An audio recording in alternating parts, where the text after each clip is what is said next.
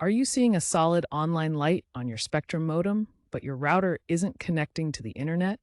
This common problem usually points to a few key issues that we can identify and fix. One common cause is double NAT, which occurs when both your Spectrum modem and your personal router are trying to perform network address translation. This creates conflicts that prevent proper internet access. Another issue is misconfigured WAN settings on your router.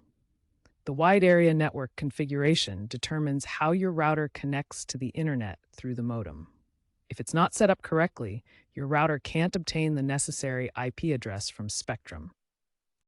The solution often involves enabling bridge mode on your Spectrum modem. This turns off the modem's routing capabilities and lets your own router take full control of the network, eliminating double NAT and configuration conflicts. Before diving into advanced fixes, start with basics. Check that your Ethernet cable is properly connected from the modem's LAN port to your router's WAN port.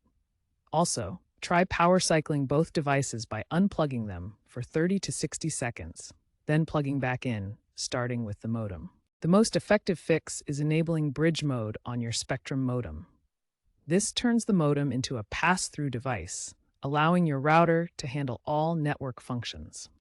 You can enable bridge mode through the Spectrum app, version 4.8 or later, which includes a modem health diagnostic tool.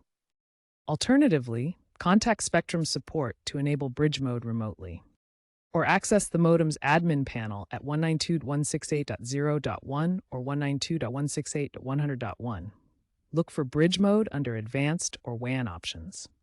After enabling bridge mode, access your router's admin panel and set the WAN connection type to DHCP or dynamic IP. Reboot both the modem and router after these changes to apply the new settings.